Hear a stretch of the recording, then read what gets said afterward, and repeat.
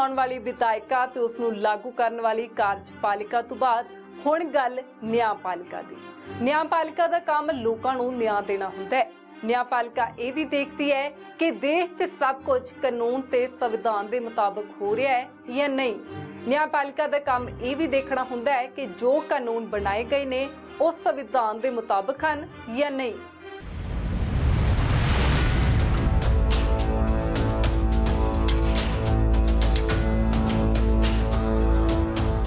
न्यायिक व्यवस्था सब तो उत्ते है सुप्रीम कोर्ट यानी सर्वोच्च अदालत। संविधान के आर्टिकल 124 च सुप्रीम कोर्ट की स्थापना का जिक्र है। इस समय सुप्रीम कोर्ट च जजां की मंजूर संख्या 35 है।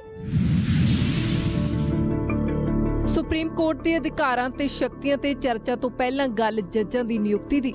सुप्रीम कोर्ट के जजां की नियुक्ति राष्ट्रपति करते ने। आर्टिकल 124(2) च लिखिया है कि जज की नियुक्ति चीफ जस्टिस के विचार वटांदरे तो बाद होवेगी। पहला नियुक्ति च सरकार की भूमिका ज्यादा सी। उदों चीफ जस्टिस नाल विचार वटांदरे के प्रावधान नूं रस्मी तौर ते देखिया जांदा सी। 1993 च एडवोकेट ऑन रिकॉर्ड एसोसीएशन बनाम भारत सरकार मामले च फैसला दिंदियां होइयां सुप्रीम कोर्ट ने इस स्थिति नूं बदल दिता।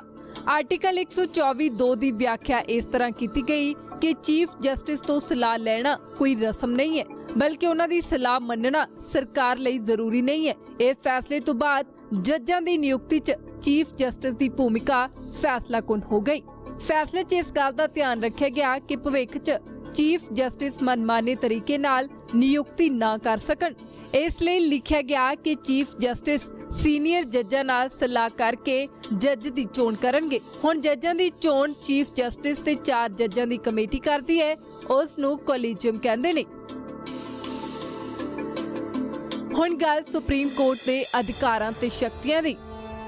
Supreme court code of record है। इसका मतलब यह हुंदा है कि सुप्रीम कोर्ट की कार्रवाई, आदेश ते फैसलों का रिकॉर्ड हमेशा लई सुरक्षित रखा जाता है। इस नूं भविख च किसी भी अदालत च बतौर सबूत या बतौर उदाहरण रखा जा सकता है। नाल ही सुप्रीम कोर्ट नूं अपनी उल्लंघना लई किसी नूं सज़ा देण दा अधिकार है।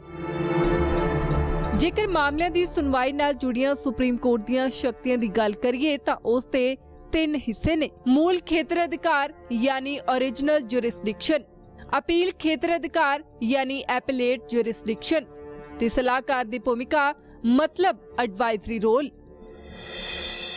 सुप्रीम कोर्ट दा मूल खेत्र अधिकार, जेकर विवाद 2 सूबियां दरमियान है, किसी सूबे जां सूबियां दा केंद्र सरकार नाल विवाद होवे तां अजिहे मामले दी सुनवाई सिर्फ सुप्रीम कोर्ट हो सकती है। आर्टिकल 139A के तहत सुप्रीम कोर्ट दे कोल शक्ति है कि जेकर इक्को जिहा मामला वख-वख हाई कोर्ट च चल रहा होवे तां उन्हां सारे मुकदमिਆਂ ਨੂੰ अपने कोल ट्रांसफर करा सकता है। अपील खेत्र अधिकार, किसी मामले च हाई कोर्ट के अंतिम फैसले के खिलाफ अपील ते सुप्रीम कोर्ट च सुनवाई हुंदी है। आर्टिकल 132 तो 134 च इसका प्रावधान है। आर्टिकल 137 के तहत सुप्रीम कोर्ट नूं अपने ही दिते फैसले ते मुड़ विचार का अधिकार है।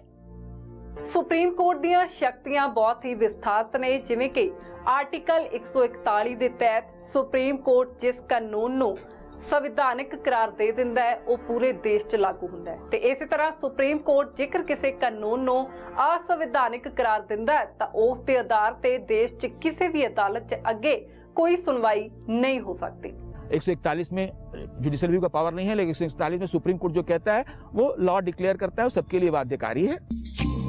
आर्टिकल 142 के तहत सुप्रीम कोर्ट नूं विशेष शक्ति हासिल है कि वो न्याय दे हित च जो आदेश जरूरी समझण ओ देण। इस च साफ किया गया है कि तकनीकी रूप नाल अड़िक्का बनन वाला कोई भी कानूनी प्रावधान सुप्रीम कोर्ट की शक्ति के इस्तेमाल की राह च नहीं आ सकता।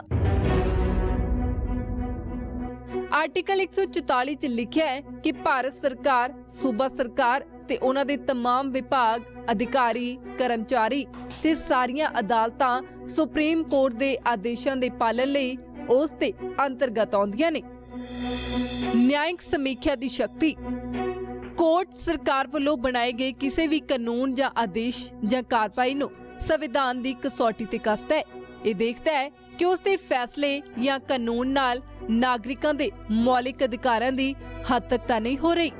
ਇਸ ਦੇ ਆਧਾਰ ਤੇ ਸੁਪਰੀਮ ਕੋਰਟ ਕਾਨੂੰਨ ਨੂੰ ਹਰੀ ਝੰਡੀ ਦੇਣ ਜਾਂ ਰੱਦ ਕਰਾਰ ਦੇਣ ਦਾ ਆਦੇਸ਼ ਦੇ ਸਕਦਾ ਹੈ। ਸੰਵਿਧਾਨ 'ਚ ਸੰਸਦ ਵੱਲੋਂ ਕੀਤੀ ਗਈ ਸੋਧ ਨੂੰ ਸੁਪਰੀਮ ਕੋਰਟ ਇਸ ਆਧਾਰ ਤੇ ਰੱਦ ਐਲਾਨ ਕਰ ਸਕਦਾ ਹੈ ਕਿ ਉਹ ਸੰਵਿਧਾਨ ਦੇ ਮੂਲ ਢਾਂਚੇ ਦੇ ਖਿਲਾਫ ਹੈ। ਪ੍ਰਕਿਰਿਆ ਦਾ ਪਾਲਣ। ਸੁਪਰੀਮ ਕੋਰਟ ਇਹ ਦੇਖਦਾ ਹੈ ਕਿ ਸਰਕਾਰ ਦੇ ਕਿਸੇ ਵੀ ਫੈਸਲੇ 'ਚ ਜਾਂ ਕਾਨੂੰਨ ਬਣਾਉਣ ਦੌਰਾਨ ਉਚਿਤ ਪ੍ਰਕਿਰਿਆ ਦਾ ਪਾਲਣ ਕੀਤਾ ਗਿਆ ਹੈ ਜਾਂ ਨਹੀਂ। ਇਸ 'ਚ ਕਮੀ ਪਾਏ ਜਾਣ ਤੇ ਕੋਰਟ ਸਰਕਾਰ ਦੇ ਫੈਸਲੇ ਜਾਂ ਕਾਨੂੰਨ ਨੂੰ ਰੱਦ ਐਲਾਨ ਕਰ ਸਕਦਾ ਹੈ। ਜਨਹਿਤ ਪਟੀਸ਼ਨ। ਨਾਗਰਿਕਾਂ ਨੂੰ ਮਿਲੇ ਮੌਲਿਕ ਅਧਿਕਾਰ ਦੀ ਉਲੰਘਣਾ ਦੀ ਸਥਿਤੀ 'ਚ ਸੁਪਰੀਮ ਕੋਰਟ ਕਿਸੇ ਵੀ ਮਾਮਲੇ ਤੇ ਨੋਟਿਸ ਲੈ ਕੇ ਸੁਣਵਾਈ ਸ਼ੁਰੂ ਕਰ ਸਕਦਾ ਹੈ। ਆਪਣੇ ਕੋਲ ਭੇਜੀ ਗਈ ਕਿਸੇ ਚਿੱਠੀ ਨੂੰ ਵੀ ਕੋਰਟ ਪਟੀਸ਼ਨ 'ਚ ਤਬਦੀਲ ਕਰਕੇ ਉਸ ਤੇ ਸੁਣਵਾਈ ਕਰ ਸਕਦਾ ਹੈ। High court. ਆਰਟੀਕਲ 214 ਤੇ 231 'ਚ ਲਿਖਿਆ ਹੈ ਕਿ ਹਰ ਸੂਬੇ ਦੀ ਇੱਕ ਹਾਈ ਕੋਰਟ ਹੋਵੇਗੀ। ਹਾਲਾਂਕਿ ਹਰ ਸੂਬੇ ਦਾ ਵੱਖਰਾ ਹਾਈ ਕੋਰਟ ਹੋਣਾ ਜ਼ਰੂਰੀ ਨਹੀਂ ਹੈ। ਛੋਟੇ ਸੂਬਿਆਂ ਦੀ ਸਥਿਤੀ 'ਚ ਕਿਸੇ ਹਾਈ ਕੋਰਟ ਦਾ ਖੇਤਰ ਅਧਿਕਾਰ ਇੱਕ ਤੋਂ ਜ਼ਿਆਦਾ ਸੂਬੇ ਜਾਂ ਕੇਂਦਰ ਸ਼ਾਸਿਤ ਪ੍ਰਦੇਸ਼ 'ਚ ਵੀ ਹੋ ਸਕਦਾ ਹੈ। ਹਾਈ ਕੋਰਟ ਦਾ ਖੇਤਰ ਅਧਿਕਾਰ। ਹਾਈ ਕੋਰਟ ਆਪਣੇ ਅਧਿਕਾਰ ਖੇਤਰ 'ਚ ਆਉਣ ਵਾਲੀਆਂ ਸਾਰੀਆਂ ਅਦਾਲਤਾਂ ਦੇ ਉੱਪਰ ਹੁੰਦੀ ਹੈ। ਉਸ ਨੂੰ ਨਿਆਂ ਦੇ ਹਿੱਤ 'ਚ ਫੈਸਲੇ ਲੈਣ ਦਾ ਅਧਿਕਾਰ ਹੈ। ਹਾਈ ਕੋਰਟ ਨੂੰ ਇਹ ਅਧਿਕਾਰ ਹਾਸਲ ਹੈ ਕਿ ਉਹ ਗਲਤ ਤਰੀਕੇ ਨਾਲ ਦਰਜ ਕੀਤੀ ਗਈ FIR ਨੂੰ ਰੱਦ ਕਰ ਸਕਦੀ ਹੈ। ਆਰਟੀਕਲ 226 ਦੇ ਤਹਿਤ ਹਾਈ ਕੋਰਟ ਦੇ ਅਧਿਕਾਰ ਖੇਤਰ 'ਚ ਰਹਿ ਰਿਹਾ ਕੋਈ ਵੀ ਨਾਗਰਿਕ ਮੌਲਿਕ ਅਧਿਕਾਰਾਂ ਦੀ ਉਲੰਘਣਾ ਜਾਂ ਕਿਸੇ ਵੀ ਹੋਰ ਅਧਿਕਾਰ ਦੀ ਹੱਦ ਤੱਕ ਦੇ ਖਿਲਾਫ ਸਿੱਧਾ ਹਾਈ ਕੋਰਟ ਦਾ ਦਰਵਾਜ਼ਾ ਖੜਕਾ ਸਕਦਾ ਹੈ।